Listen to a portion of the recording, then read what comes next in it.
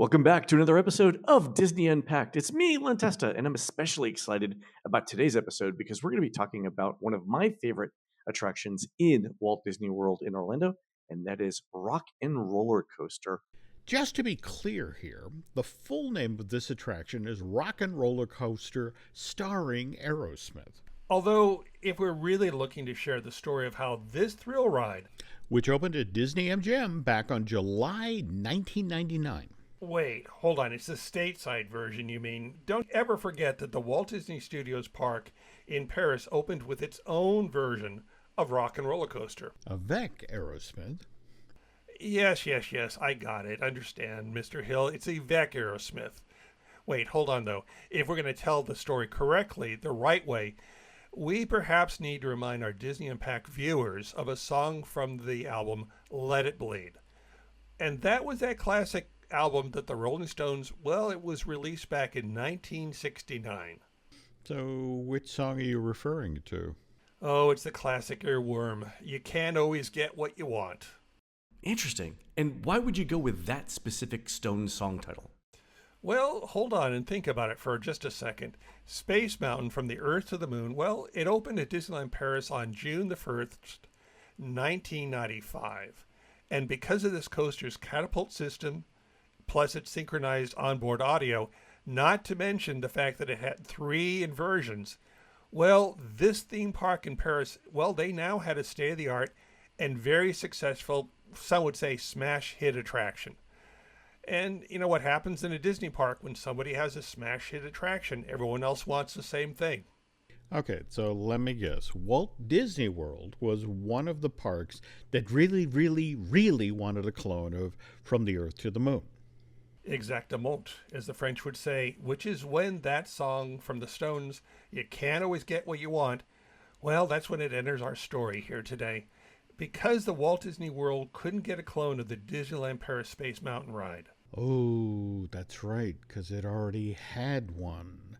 The world's first Space Mountain, in fact, the one that opened at Florida's Magic Kingdom back in January of 1975. Okay, so Jim Shull, how do we get from giant cannon outside Space Mountain building in Paris to giant guitar in front of show building in Disney's Hollywood Studios? Do you remember the Disney Decade? That ambitious plan that Michael Eisner announced back in January of 1990. I remember 2 things about this, Jim Hill. One is we didn't know how good we had it back then.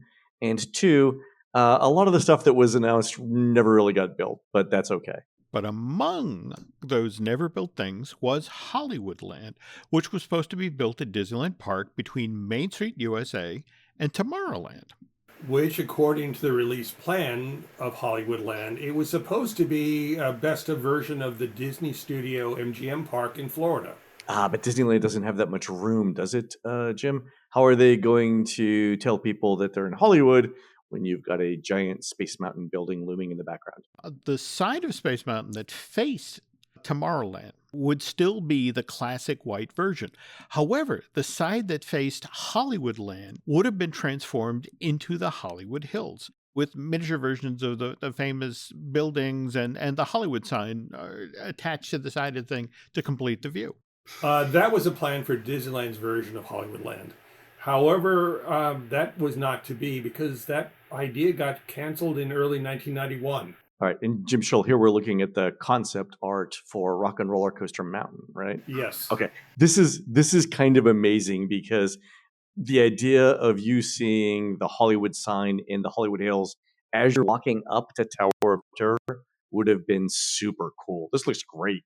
But wait, it gets better because, well, remember how on Space Mountain from the Earth to the Moon, your coaster is first fired out of that cannon and then it races up the side of the show building, only to drop inside once it gets to the very top. Well, the Imagineers working on the Florida version planned that after your coaster launched up, well, it zoomed up the side of the Hollywood Hills to the very top of Mount Lee and then blasted through one of the O's in the Hollywood sign. Oh, so the people who were standing out on Sunset Boulevard could have seen your coaster vehicle going through the giant O sign before it went back into the show building? Exactly, and that was the plan for what was now being called Rock and Roller Coaster. I wasn't on the team at this point. I'm one of those Imagineers, and I knew some of the people who worked on it. And I really love coasters, having been on multiple research trips. And so when I heard about Rock and Roller Coaster's issues, I thought, well, maybe I could help because I really liked the concept, and I really believed, maybe naively, that I could help them succeed. So I started in my own time crafting a very different version of Rock and Roller Coaster.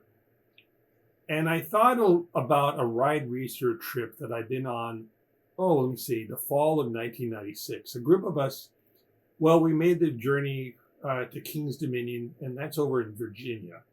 And we went to check out the new ride, the Outer Limits Flight of Fear. It was a launch roller coaster, so we packed our little accelerometer, and what caught my attention was how Outer Limits was designed. I mean, their entire coaster was enclosed in a very simple steel building, and they had a reason for the steel building that worked with their ride's show story. Guests entered the Outer Limits hangar, which held the interior queue, pre-show, and the ride load area in the hangar, and it was called Area 51. Once aboard the vehicle, the guests were launched down a long, straight tunnel and into the gravity building, which was otherwise known as a big steel gray box. And this box contained the bulk of the coaster track, including its 3 inversions. You know, what I saw when I rode the Outer Limits was a very smart design and a very clever use of space, where I thought I could use those experiences that I had seen that day on Rock and Roller Coaster and make that ride a success. You know, think about it for a moment. Ever since Space Mountain Paris had proven to be such a success with European theme park goers, well, the Walt Disney Company had been looking for a way to bring that same thrill ride and same design to Florida. But what I began to think and what really drove that was, what if we were just to lose the idea of Jules Verne? Anything that tied us to that concept that was in Paris, just completely lose it. And just put everything into a plain, dumb steel box. You know, something very quick to build, something cheap and cheerful. I mean, it sounds like that would satisfy the budget and make it cheaper to add this ride to the studio. Yeah, but it would come at the cost of losing that great kinetic for people to see as they strolled up Sunset Boulevard. Guys, that was a trade-off. And that's an example of the cards you trade back and forth in Imagineering when you deliver a project. You know, but now at least there was on the table a cheap and affordable and constructible version of Rock and Roller Coaster. It was in a big building, that's true, but that doesn't mean we lost all the things that people were in love with. For example, the Hollywood sign. Because I wasn't going to lose the Hollywood sign, I was just going to simply move it inside of my big, dumb steel building. Okay, so you make the ride cheaper, Jim Shull, but you lose that thing, to Jim Hill's point, that draws people into the attraction, that tells them what it is. So what was your way forward with that? Again, I was working on my own time. So in my own time, nights and weekends, I put together a couple of ideas, and I took them to the show producer for Rock and Roller Coaster, who is Paul Osterhout. Well, I tracked him down, and I gave Paul a quick hallway pitch. And, you know, he went off and he actually got me some time, which are hours, which means he's starting to put me on the Rock and Roller Coaster payroll. Now, mind you, this isn't a lot of time, but it was enough time for me to put together a very, very rough model. Yeah, this is kind of rough, Jim. Well, you got to understand, you know, my focus was on explaining the idea, not making it beautiful. You know, I used the rest of my time to create a little bit of concept art. Not a great amount, but just enough to show the high points, just enough to show the new story. Well, I pitched the package to Paul Osterhout, and he nodded in the way I wanted him to. And the next thing I knew, I was sitting with the project team of Rock and Roller Coaster to, again, lay everything on the table, show my crummy model, my pieces of artwork, and pitch my ideas.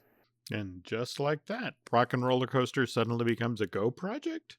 It became a Go project insofar as my Visa card was charged for a flight to the Netherlands to meet with the fine folks in the coaster company Vekoma. Well, for starters, the coaster train from Rock and Roller Coaster, you know, what I wanted to do is I wanted to tell a story about guests being invited to join a famous rock band. And I say rock band because we haven't gotten the rock band sign yet. But I knew I wanted a really high-powered rock band, and you, as a guest, were going to be invited for a very specific private club date. And in order to do that, they were going to be sending for you a limo. And so that really meant that the Rock and Roller Coaster train couldn't look like a typical train. It had to be a new invention. It had to look like a limousine. And not just any limo. It had to be like a stretch limo. In fact, a super stretch limo, right? The sort of big, powerful car that rock stars traveled in. I mean, the car had to be a Cadillac. All right, so Jim Shull, how do you make a roller coaster train look like a Cadillac? Oh, that's so simple. That was probably the simplest thing. I turned over to one of the dimensional designers at WDI, gave him my sketches, and he made a model in scale out of wood. What you're looking at right now, Len, that's wood. That's kind of cool, Jim. So on another second trip, I packed up my model in my little baggage, put it in my overhead, prayed to the airplane gods not to break it, and flew back to Flow Drop, where I reviewed what I wanted them to build. Among the things that I think got their eyes to roll was I told them I really needed this American car to have a super large, powerful looking grille that was flat and a very long hood that had very sharp fins. I also had to fly to Logan, Utah, where those oversized guitar strings were being fabricated. Those are the strings that were attached to the giant guitar, and they continued to the front gate of G-Force Records. I also flew to Kansas City, where the giant CD was built. That's the CD you see when you enter the lobby of G-Force Records. And didn't I hear that the car that hangs upside down from the entry arch that guests pass under as they come off of Sunset Boulevard, that was built over in Daytona Beach, right? Yes, in sunny Daytona Beach, Florida. And I had to go drive from site to go inspect work on the giant red Stratocaster, although that was in the opposite direction on the other side of Florida down in Tampa. So Jim Shull, as the proud owner of a red Stratocaster, I have to say that I love how you guys got all of the details on the guitar exactly right for the front of this attraction. Well, I probably made the guys who had to carve this giant full-size guitar out of styrofoam a little crazy. Jim, I've heard of a lot of materials used for guitar bodies, ash, maple, oak, even plastic. I have not heard of styrofoam. Styrofoam was the tool of choice, and to prove it, here's a shot of some leftover chunks. Anyway, I really kept after those guys, making sure the details of the guitar were correct. I did my research and found that the red Stratocaster was pretty much a quintessential guitar, so, well, armed with my Disney credit card, I bought 2 red Stratocasters. Two. Okay. Yeah, because I needed a spare. Because, you see, Len, here's the dirty secret. I needed that spare because when I drove back to Glendale, I took one of the 2 Stratocasters and I took it into the dimensional design shop and I talked to John, who's an expert dimensional designer. I mean, he designs ride vehicles. He also plays good musical instruments, such as guitars. I knew he'd appreciate a red Stratocaster. He did, until I told him now cut the neck off of it. In my circle of guitar friends, Jim, this qualifies as a war crime. Well, I may have been brutal, but I was being direct. I mean, here's the deal. If you're going to build something exact with the exact details you just commented on, what else would you do except follow your template? Jim Shull, did anyone ever tell you that you can unscrew the neck from a Fender Stratocaster? It's okay. It's all right. We can move on. Go ahead. And not to belabor the obvious, but this attraction is called Rock and Roller Coaster Starring Aerosmith. And we haven't yet talked about the starring Aerosmith part. How did you guys get Steven Tyler and the boys to become part of this project? I mean, signing up Aerosmith, wasn't as hard as you might think. They already had a working relationship with the Walt Disney Company. I mean, they did things like they performed this hit song, I Don't Want to Miss a Thing, from the movie Armageddon. But to be fair here, Steven Tyler Well, he immediately saw the value of having an attraction at a Disney theme park that put Aerosmith front and center in the spotlight. So Aerosmith, their managers, and the entire team, they quickly got on board when they were asked to become part of this project. All right, Jim Shull, I got to ask, what was it like working with Aerosmith on this attraction, especially the pre-show for Rock and Roller Coaster? Well, it's everything you heard and everything you would think about working with a rock and roll act. And I'll say no more beyond that. But overall, they were a great team to work with. Jerry Reese was the director for our pre-show. But overall, I've got to say, Aerosmith is a team. They were great. They were great actors. They hit their marks. They went right through it. Ilyana, who was their agent, was fantastic as well. And very quickly, we went through and we did the pre-shows for Rock and Roller Coaster for both versions of the ride. All right, Jim Shull, thanks for taking us behind the scenes. What's up next for the next edition of Disney Unpacked? We're going to be going to infinity and beyond because we're going to be talking about Buzz Lightyear, which is really interesting because it has its roots in the shooting galleries that are in Disneyland parks and have been since the very first Disneyland opened. That sounds like a fun idea to build a month's worth of shows around. And speaking of which, when you sign up for Disney Unpacked on Patreon, you're not just supporting a single monthly production. You're actually getting a full suite of shows. There's Disney Unpacked Carry On, the podcast that shares some of the stories that didn't make the cut for that month's show. And let's not forget to mention Disney Unpacked Q&A. That's the show where Mr. Hill and I answer your questions.